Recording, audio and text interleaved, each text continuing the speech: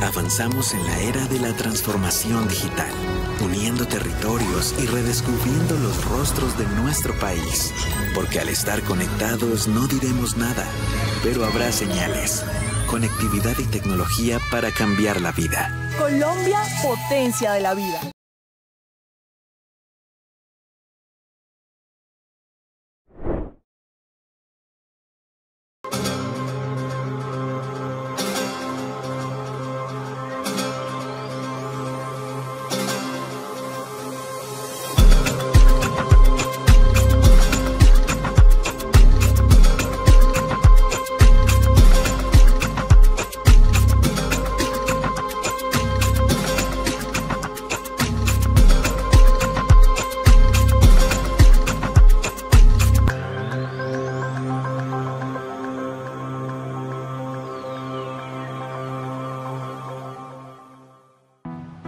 A Bogotá región la define su gente. Gente innovadora, trabajadora, madrugadora, echada pa'lante. Una ciudad región de emprendedores, de tenderas, de comerciantes. Una ciudad región con un sueño. Un sueño que hace 145 años fundó la Cámara de Comercio de Bogotá. Desde entonces, hemos trabajado por todas las empresas, especialmente las pequeñas. Las hemos ayudado a nacer, a crecer y a expandirse. Y sobre todo, las hemos acompañado. Y algo más, han sido 145 años de trabajar por Bogotá y la región. Una Bogotá región para los negocios, la cultura, las ideas y la innovación. Y lo más importante, una Bogotá región de oportunidades. Más equitativa, más incluyente, más sostenible y más próspera. Mucho más próspera. Son 145 años de historias que no se detienen. 145 años de historias que van hacia adelante.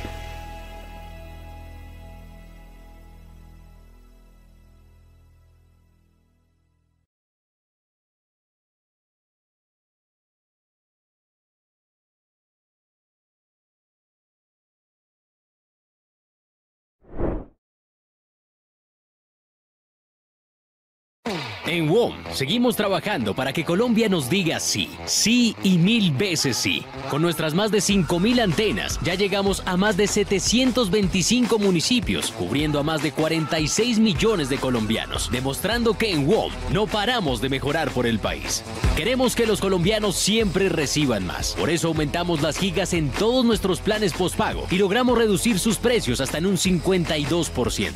Además, llegamos a más lugares en Colombia con nuestras más de 475 tiendas y kioscos que hoy nos han convertido en el segundo operador con mayor presencia alrededor del país. Estamos seguros de que la transformación sí es posible. Por eso logramos que 648 comunidades estuvieran conectadas por primera vez. Además de impulsar a más emprendedores, apoyando sus negocios a través de la digitalización con iniciativas como Emprende WOM. También le apostamos a la educación de Colombia, donde usamos la tecnología y la innovación como herramientas de progreso, reafirmando nuestro propósito de conectar.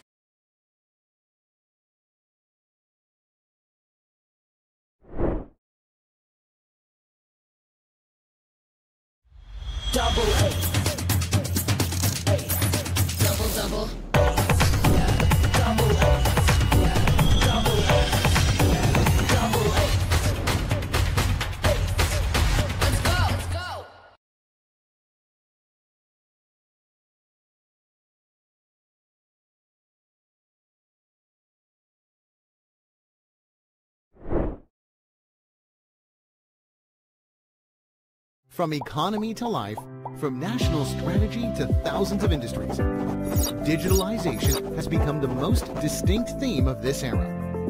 In the telecom industry, Huawei is the first to launch the Site Digital Twin solution. By mapping physical sites to the digital world, Huawei digitizes site assets. This is Site Digital Twin.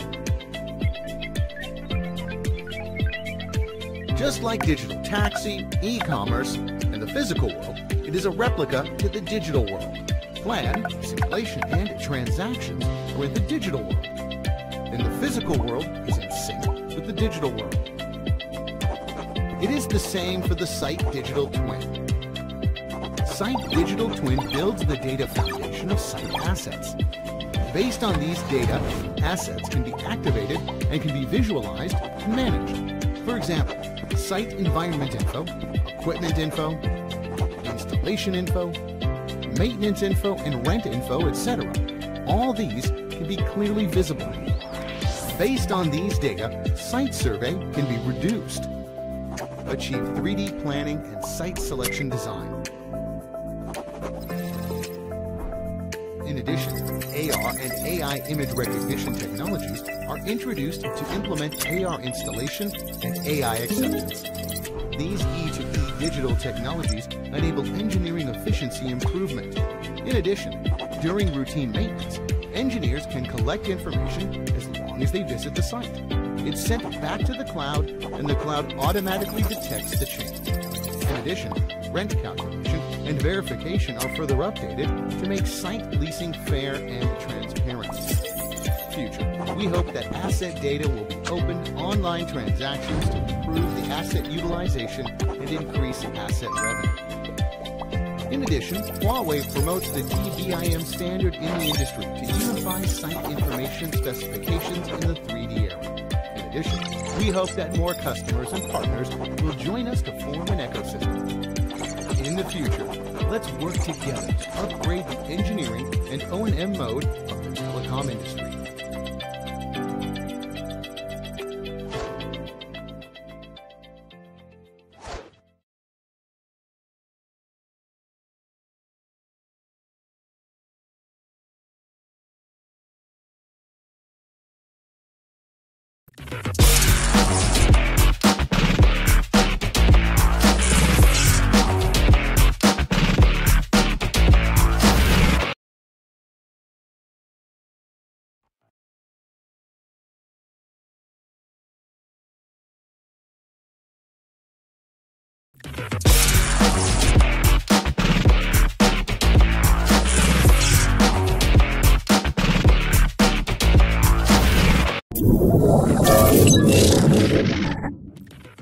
Esto es Colombia 4.0.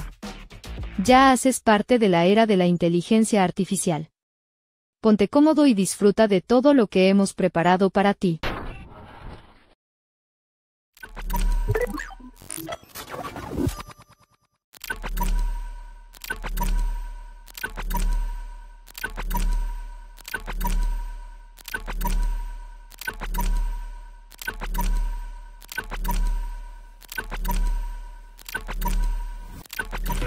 Buenas tardes, damos la bienvenida a todos los asistentes a Colombia 4.0, edición Inteligencia Artificial, quienes nos acompañan de manera presencial aquí en Corferias y quienes nos acompañan en nuestra transmisión vía streaming en la página www.col40.co. Los mejores speakers del sector TIC y de la industria digital en un solo lugar y de manera gratuita. Este evento, organizado por el Ministerio de Tecnologías de la Información y las Comunicaciones, da a conocer la experiencia de personas que lograron que sus ideas del mundo digital se convirtieran en una realidad que transforman su vida y su entorno.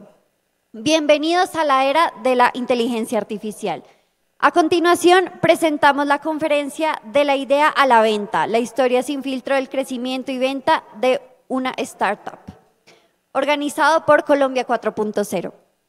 Nuestro invitado en la tarde de hoy es Carlos Andrés Chávez Ruiz, con Macondo, emprendedor serial, CEO y cofundador de Macondo y de Radiante. Ambas empresas con ventas anuales de más de 1.5 millones de dólares, On Deck Fellow, Kaufman Fellows Venture Deals Graduate. Gracias.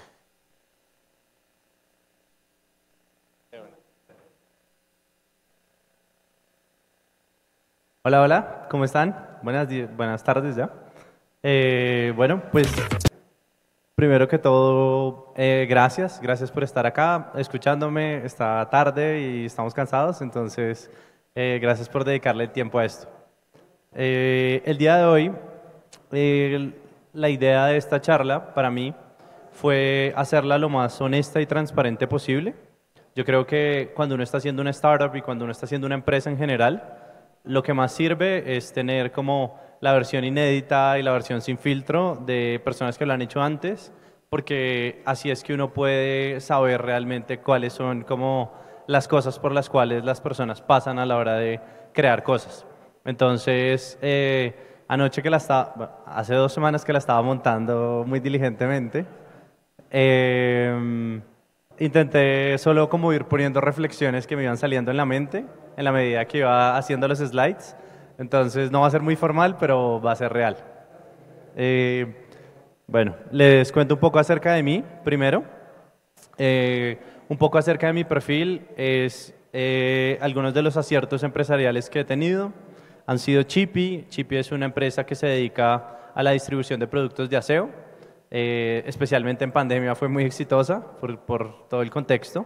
Así que hoy en día Chippy existe. Chippy es una empresa que opera, tiene clientes como Kimberly, Mondelez, la Fiscalía, y pues es una empresa que ya despegó y funciona hoy en día por sí sola.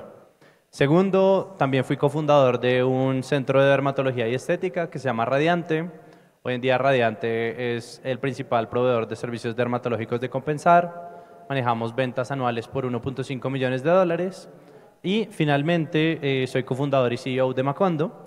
Macondo es una startup en donde le permitimos a las personas en América Latina invertir en bienes raíces en Estados Unidos con bajos montos. Entonces, Macondo este año vamos a cerrar con ventas anuales de 2 millones y mi idea es centrar la charla de hoy en la experiencia que tuvimos construyendo Macondo y especialmente ahora último en todo lo que fue el proceso de adquisición de la empresa, porque pues acaban de adquirir un grupo empresarial de Inglaterra que se llama BrickSafe, acaba de adquirir Macondo. Entonces me gustaría contarles cómo fue ese proceso y qué sucedió. Para terminar de contarles acerca de mí, no todos han sido ciertos, por supuesto. Estos han sido algunos de mis otros endeavors empresariales. Mi primera experiencia emprendiendo fue un gastrobar en el 85, se llamaba La Escondida. Es sobra decir que no funcionó, no tenía ni idea de cómo hacer restaurantes. Entonces no funcionó. Otro de los emprendimientos que hice fue Connecti, era Alibaba para Latam, pero tampoco sabía exportaciones, entonces no funcionó tampoco. Y otro de los emprendimientos que tuve fue Bandana, que es un marketplace para satélites de costura. Tampoco funcionó. Y el motivo por el cual los pongo es porque es muy importante que uno desdibuje esa figura de los emprendedores a los que todo les sale bien y tuvieron una mega idea y ya el día de mañana están vendiendo por millones de dólares, porque la vida real no es así. A uno le toca sufrir mucho y pasar por cosas muy difíciles. Y yo creo que el hecho de como querer seguirlo haciendo a pesar de todo eso es también uno de los rasgos que más distinguen a los emprendedores que terminan siendo exitosos. Entonces también está eso. Y para ya entrar en contexto y para centrarnos en Macondo, les cuento acerca de Macondo. Macondo es una plataforma web en la que cualquier persona de América Latina puede, con bajos montos, desde $1,000, puede empezar a invertir en bienes raíces en Estados Unidos. Nosotros trabajamos con propiedades de renta, donde cualquier persona que invierta puede empezar a generar ingresos en dólares. Entonces, acá viene un primer punto y es, ¿por qué Macondo? ¿Por qué nace, por qué existe o por qué creamos Macondo? Y la respuesta corta a eso es porque ese es un problema que nosotros mismos tuvimos. Mis cofundadores y yo realmente queríamos invertir, solo que no teníamos toda la plata que cuesta un apartamento. Así que de hecho, que ven acá, fue el primer apartamento que compramos. Fue un apartamento que queda en Bogotá, en la 7ª con 32, y fue un apartamento el cual compramos entre 8 personas. Cada una aportó un valor y entre todos nos reunimos y lo compramos. Analizando esa experiencia, dijimos, pues fue positiva, gracias a que nos reunimos logramos hacer esto y creemos que mucha más gente puede tener el mismo problema nuestro, que es querer construir un portafolio, querer tener patrimonio, pero enfrentarse a las barreras de entrada que significan arrancar.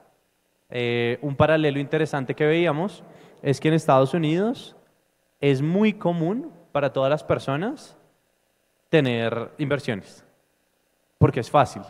En Estados Unidos uno habla con un cartero, con un lechero, con una persona que trabaja en McDonald's y la gente invierte, activamente invierte en acciones, activamente se preocupa por generar patrimonio y eso no lo veíamos en Latinoamérica. Hasta ahorita empezaron a haber plataformas de inversión, pero antes de eso era muy difícil. Entonces arrancamos como por este problema que tuvimos nosotros mismos, pero también guiados un poco por ese sueño de ver en Latinoamérica una región en donde las personas tuvieran esas mismas facilidades para construir patrimonio y para poder aumentar, pues digamos que su situación económica a largo plazo. Ahí digamos que, bueno, hice unos slides como sin mucho diseño, pero en la medida que los iba haciendo fui como reflexionando algunas cosas, entonces se las voy a decir cómo las pensé. La primera reflexión en la que pensé fue algo que distingue estos últimos emprendimientos que les mostré, que han salido adelante, versus los emprendimientos que no lo hicieron, es que arrancamos por un problema de verdad, por un problema que nosotros éramos nuestros mismos usuarios. Nosotros, en efecto, teníamos el problema, nosotros, en efecto, estábamos activamente trabajando por solucionarlo, y lo que veíamos es que esa es la historia de las startups más exitosas del mundo. Normalmente las startups que tienen éxito empiezan por un problema que la gente no solo está buscando resolver, sino que muchas veces ya está pagando por resolver. Entonces, si yo estoy gastándome $1 millón en carteros para que lleven mi correspondencia y de la nada llega un tipo súper loco y me dice, venga, págueme 100, que yo vengo con una cosa que se llama Internet, pues es una súper solución. Entonces, ese tipo de innovaciones son las que uno debería buscar y ahí digamos que parte como esa diferencia entre las startups que hemos sacado adelante y las que no. Solo para cerrar el punto, creo que esto es súper fácil de ver con la experiencia que tuvimos con Connecti, que era el Alibaba de Latam, y lo que pasó es que nosotros dijimos, pues en China hay un Alibaba, en Estados Unidos hay un Amazon, porque en Latinoamérica no hay un marketplace de esa manera, diferente a Mercado Libre, sino como para compras al por mayor, deberíamos hacerlo. Y cuando arrancamos a hacer eso, nos dimos cuenta que macroeconómicamente las condiciones eran supremamente diferentes. La economía de China es una economía que depende mucho de la manufactura y ese tipo de productos requieren de muchos compradores, mientras que la economía de Latinoamérica es fundamentalmente construida por commodities, por frutas, por verduras, ahí está el grueso de las operaciones, si uno no cuenta el petróleo. Entonces, como eso es real, la forma en la que eso opera en el mundo real es que las personas por lo general tienen 2 o 3 clientes y llevan 20 años con esos mismos clientes. Entonces, nosotros no entendíamos el problema que estábamos solucionando de raíz. Y cuando intentamos salir al mercado con la solución que habíamos hecho, después de muchas horas de código, nos dimos cuenta que nadie necesitaba eso, porque la gente siempre le vendía a los mismos. Entonces, tuvimos como 2 meses en los que estuvimos disvariando y empezamos a sentarnos con la gente y a decirles, bueno, si no necesita más clientes, ¿no necesitará anticipos o no necesitará estas otras cosas? Pero eso, en inglés, lo llaman un SISP, que es un Solution in Search of a Problem. Yo creo una solución y ahora es como si yo tuviera que martillar un tornillo y no creo un martillo, sino que creo un alicate. Entonces, normalmente yo lo que debería hacer es, pues si el alicate no funcionó, intentar con un destornillador, y si el destornillador no funcionó, intentar con un martillo hasta que logre solucionar mi problema. Pero uno no coge el martillo y mira a ver cómo qué hace con él. Entonces, en ese orden de ideas, creo que esa es una buena primera reflexión. Lo que separó la historia de Macondo fue que, en efecto, arrancamos por un problema que tuvimos nosotros mismos.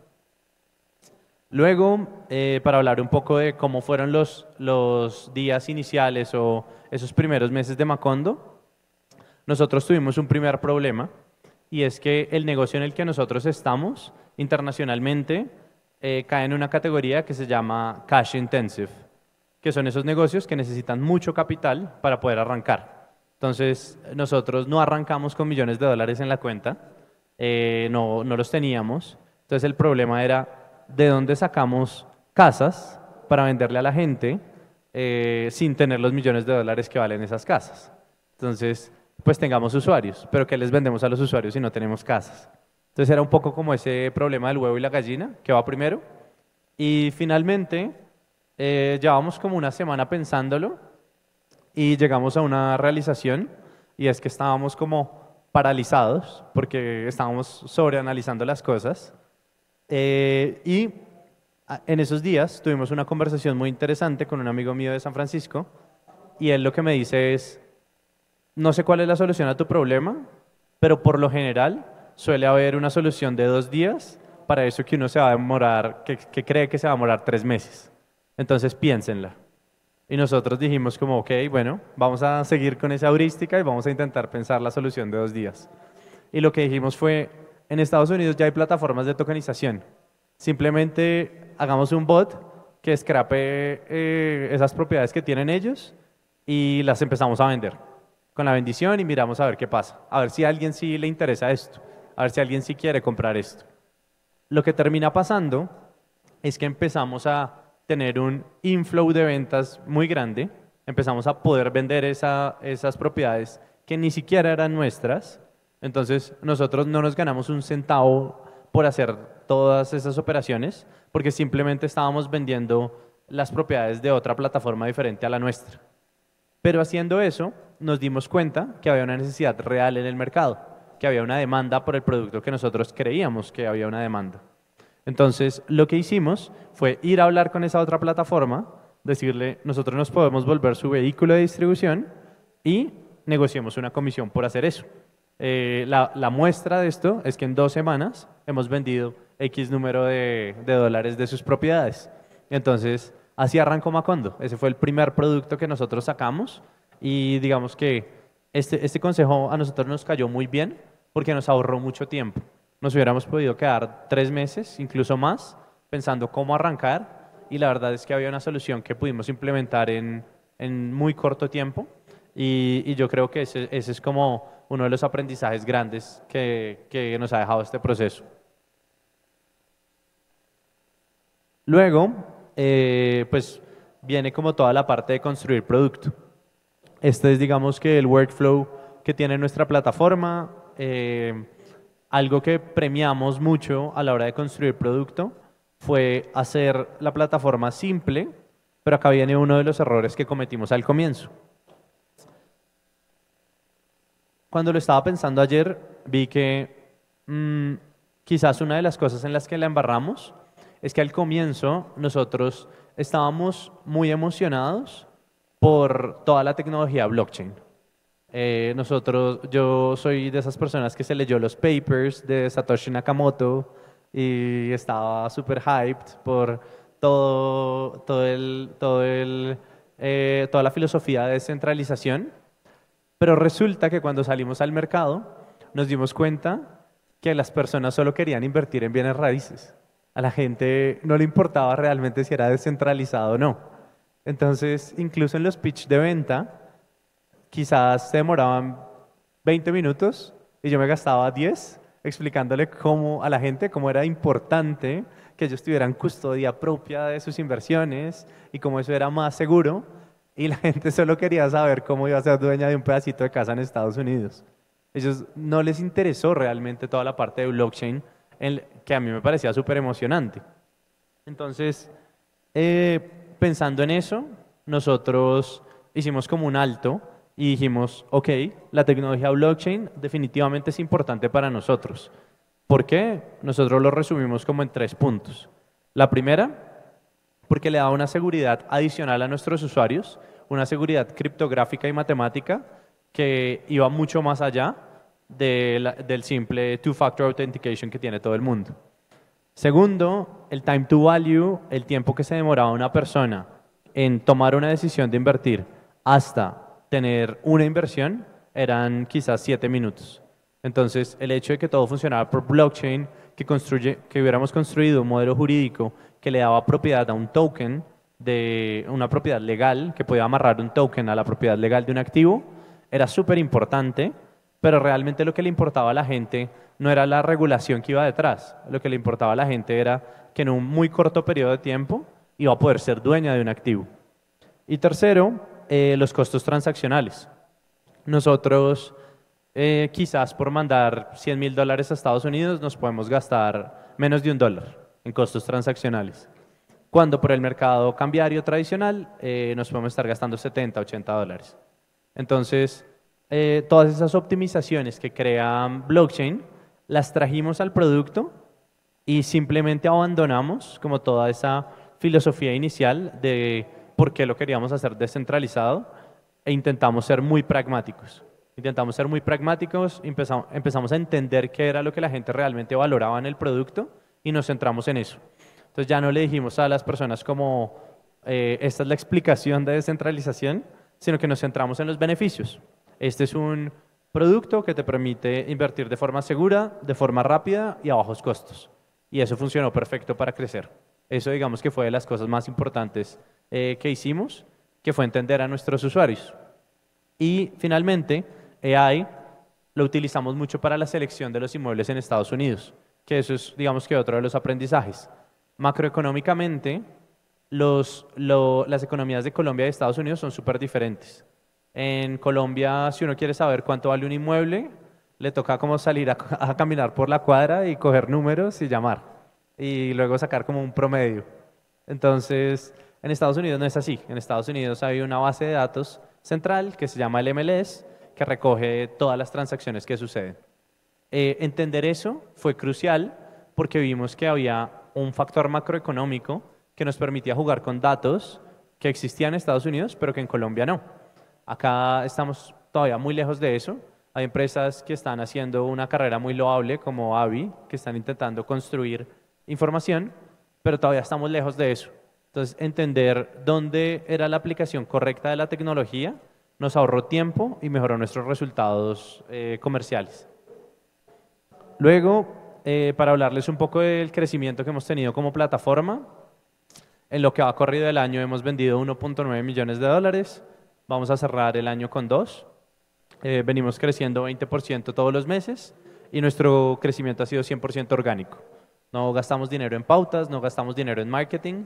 Todo lo que hacemos viene por referidos y por la gente que nos conoce a través de eventos y los espacios donde nos invitan.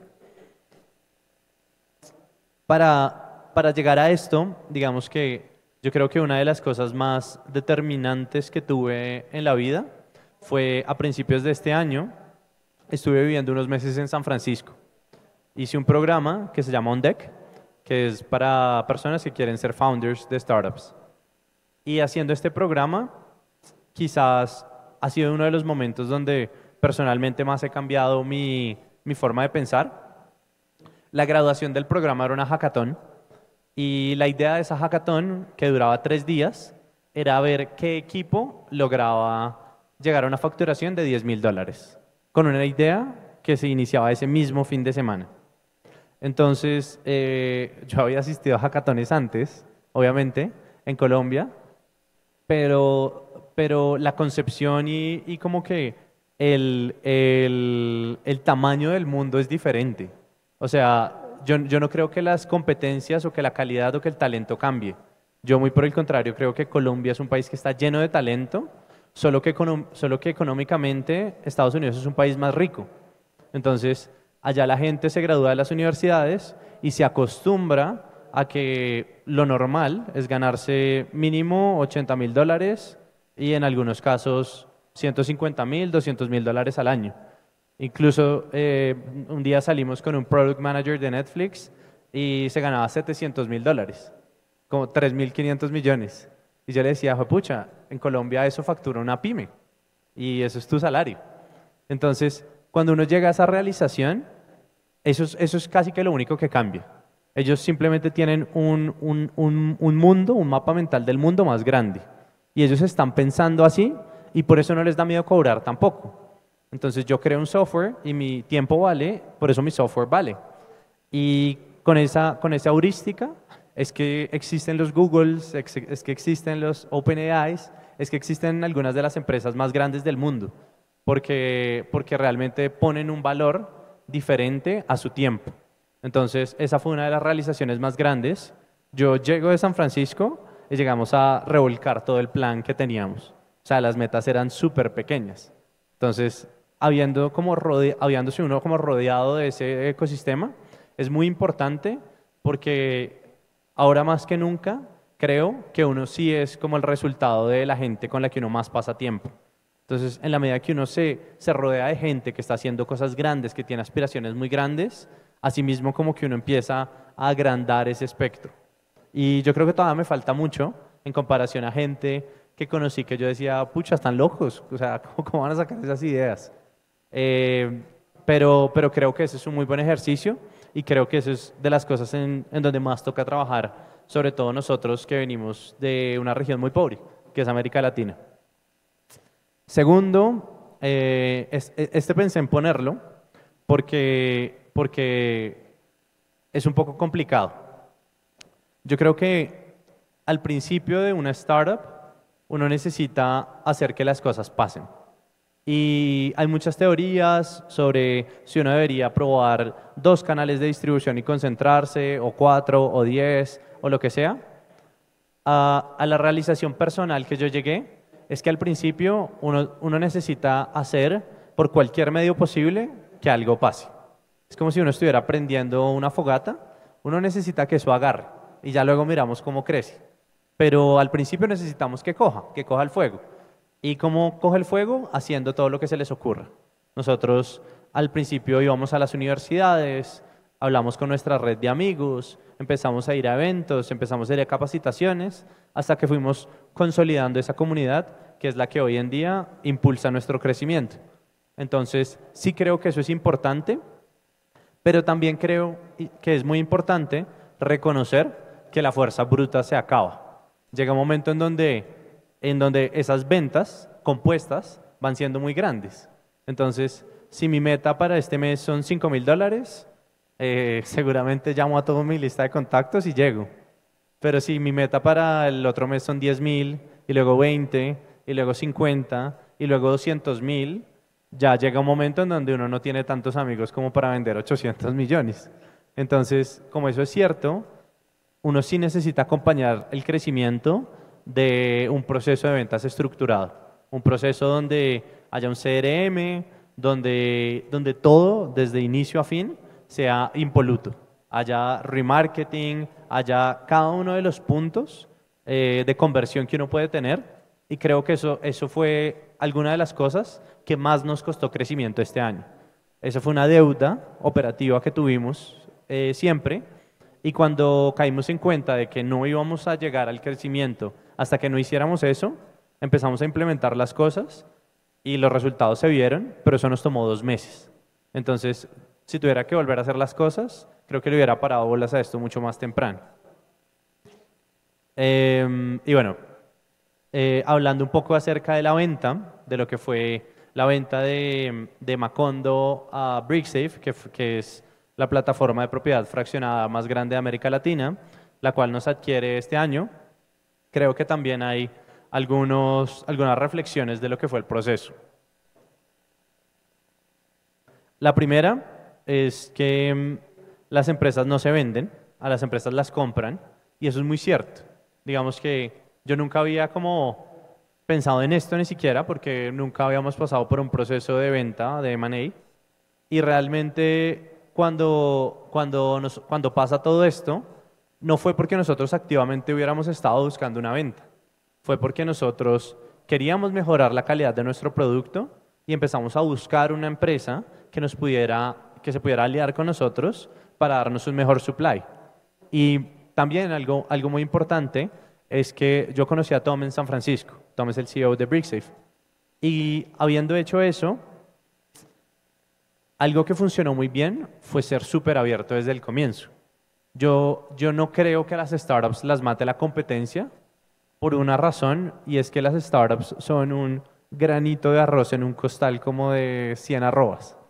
Uno es muy pequeño.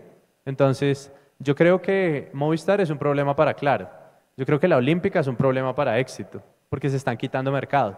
Pero una startup que está incipiente versus otra startup que está incipiente, no están compitiendo.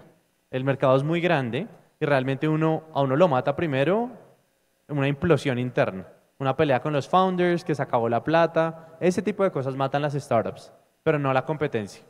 Entonces, cuando nosotros hablamos con Tom, yo fui muy abierto en decirle todo lo que habíamos aprendido del mercado en Colombia, cuáles eran los retos, cómo creía, cómo me imaginaba el mercado en el largo plazo.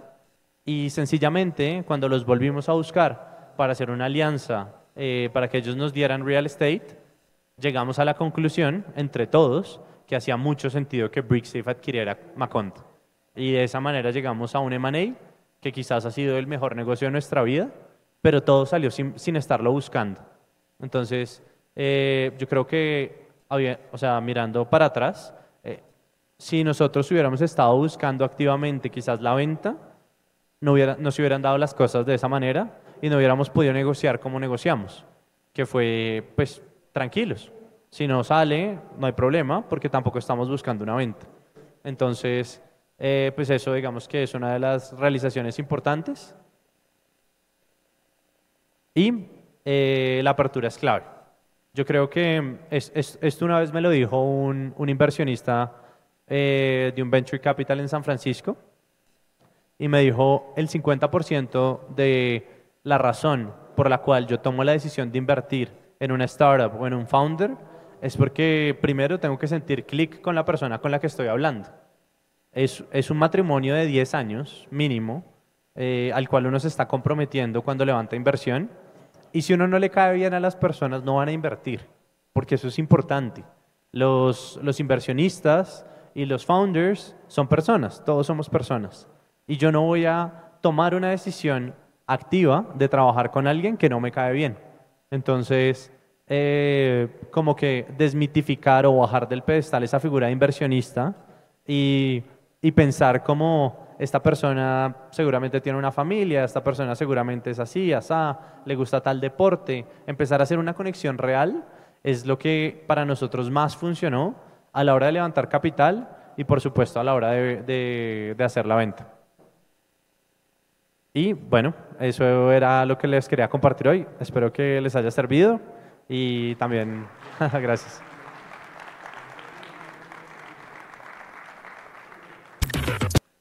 ¿Sí?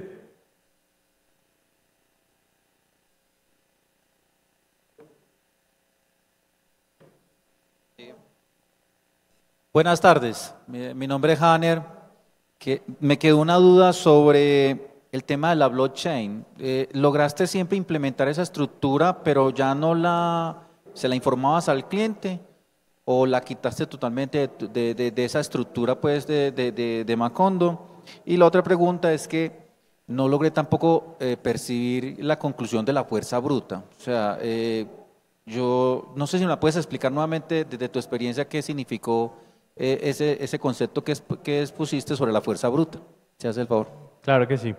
Entonces, a tu primera pregunta, nosotros seguimos utilizando blockchain como tecnología por detrás. Creo que el cambio fundamental al que me refería es que dejamos de utilizar blockchain como razón por la cual las personas deberían invertir y mucho más empezamos a ser utilitarios para qué servía la tecnología. Y segundo, a lo que me refería con el comentario de la fuerza bruta, es principalmente a que es necesaria al comienzo, porque al comienzo no hay nada. Entonces, uno tiene que tratar por todos los medios de que haya algo.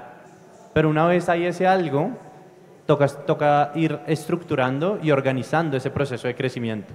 Porque si tú no lo haces y simplemente sigues intentando todo, todos los meses, llega un punto en donde la creatividad y las ideas no son suficientes. porque necesitas hacer esa transición de esa startup incipiente donde está intentando pasar algo a una empresa de verdad que tiene un proceso de ventas establecido para no solo poder llegar, sino poder seguir creciendo más adelante. ¿Sí? Buenas tardes. Vale. ¿Está prendido? Sí. Buenas tardes.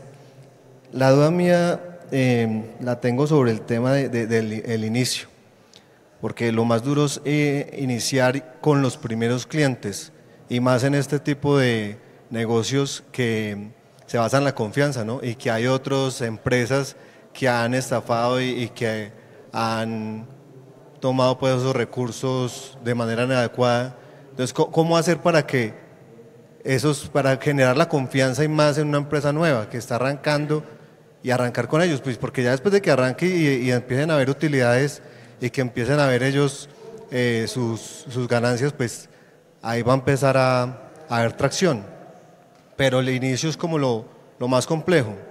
Yo estoy analizándolo porque nosotros ya tenemos una plataforma de maquinaria pesada en tema de intermediación, pero se va a recaudar unas platas de manera anticipada de los clientes para pagársela a los proveedores una vez termine los trabajos, pero estoy analizando el tema de la confianza de los clientes para que puedan desembolsar esos valores que son altos en el tema de la construcción. Esa es como la pregunta que tendría, cómo hizo para generar esa confianza en los clientes. Esa de hecho es una muy buena pregunta, porque lo cierto en plataformas de inversión es que ese es el activo más importante, la confianza. Si tú la pierdes, el valor de la plataforma va a cero. Y si tú la tienes, el valor de la plataforma es muy alto. Ese es el caso de Robinhood, de eToro, de plataformas muy grandes. Entonces, respondiendo a tu pregunta, yo creo que, pues no sé si hay una respuesta como general, pero lo que nosotros hicimos fue arrancar por esa red de personas que conocíamos, que ya confiaban en nosotros, que sabían que nosotros, digamos, que no los íbamos a engañar, y utilizamos mucho el voz a voz. Esas personas que ya habían invertido empezaron a contarle a otras personas, y eso pasó quizás los primeros 3 meses, y adicionalmente empezamos a ver cuáles eran esas redes preexistentes donde podíamos entrar saltándonos la barrera de la confianza. Entonces, uno de mis cofundadores, por ejemplo, estudió en los Andes, y los Andes tienen todo un espacio de inversiones. Entonces dijimos, la comunidad uniandina como que confían los unos en los otros. Entonces vamos para allá y hagamos el pitch y busquemos esos espacios donde la gente ya confiaba. Uno de nuestros inversionistas iniciales es presidente en un banco. Entonces él también nos abrió muchas puertas, porque gracias a que nos estaba presentando él, esa tercera persona automáticamente confió en nosotros, porque era una persona, digamos, pues que tenía un cargo importante. Entonces lo que intentamos fue buscar como todos esos espacios donde podíamos como tomar confianza prestada para empezar a generar un nombre.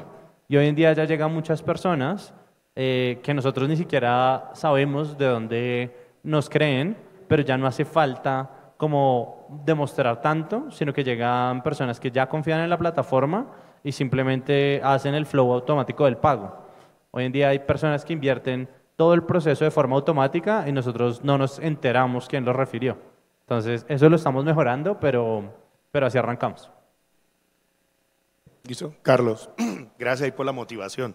También pertenezco pues a un grupo, generamos 6 empleos, arrancamos 2 meses antes de la pandemia, nos constituimos y llegó la pandemia y no la esperábamos. Nos tocó crecer en medio del caos, pero después de la pandemia nos ha sido exitoso. Estamos vendiendo a gente que está en España, Estados Unidos, Perú, y pues es bastante complejo. Hemos sido hasta amenazados por grupos de delincuencia común y todo eso. La pregunta es una sola.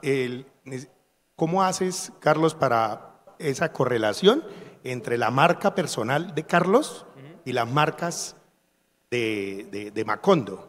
O sea, la reputación de la institución y la marca personal. Y mi compañero que quiere saber cómo sorteas internacionalmente esos vacíos de ley para jugar con una empresa multinacional, para hacer operaciones entre empresas. Gracias.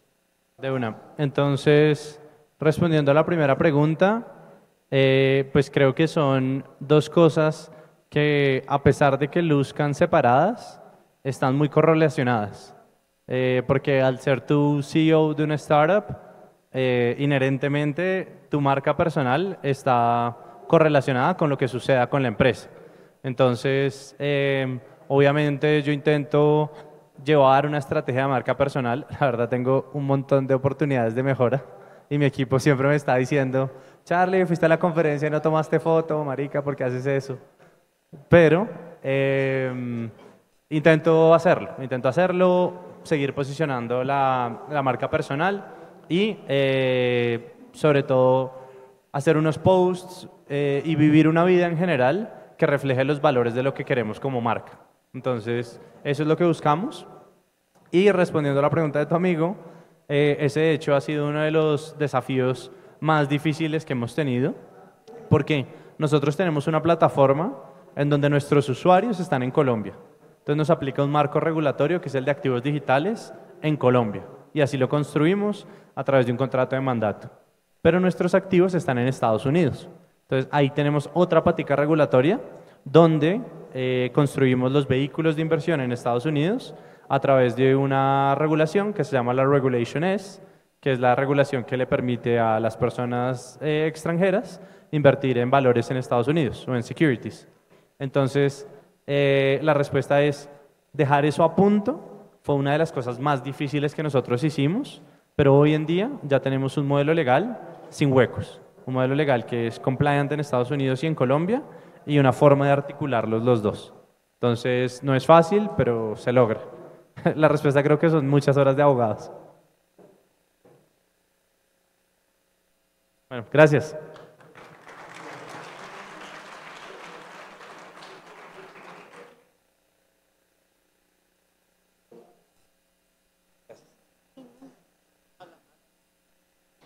Les damos las gracias por asistir a Colombia 4.0, edición Inteligencia Artificial. Los invitamos a que consulten toda la programación en www.col40.co.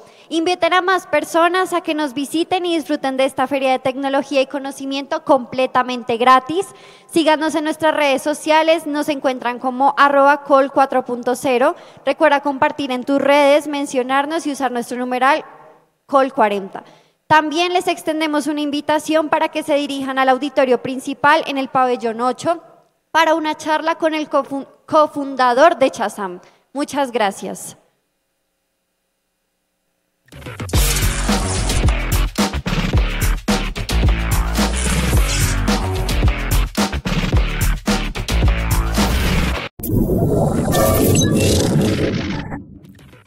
Hemos finalizado nuestro encuentro en este momento.